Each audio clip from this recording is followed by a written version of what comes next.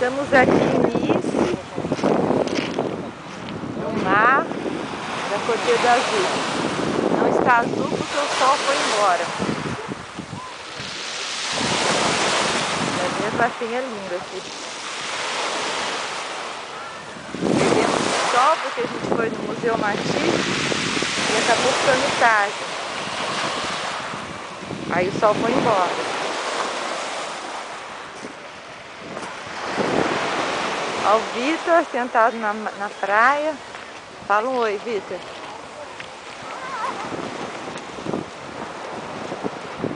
As pedras aí.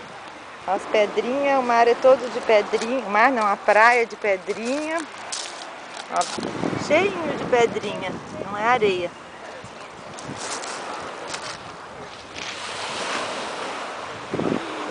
A água é bem clarinha.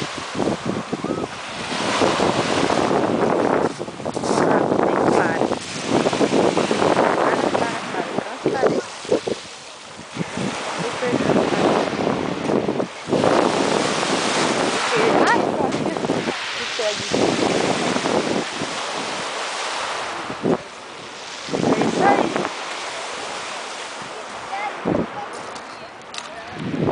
Filma eu aqui. Ah, pô, não foi na minha máquina, foi em algum lugar nesse livro aqui, ó.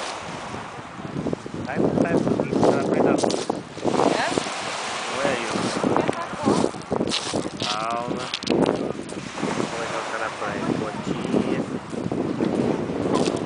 Tá livre que ela comprou na lojinha. Feliz que nós tivemos um dia bem bacana hoje. Quase não ficamos dentro do carro, tá pouco.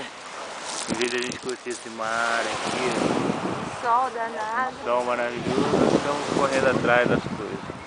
Não, ficamos procurando vaga.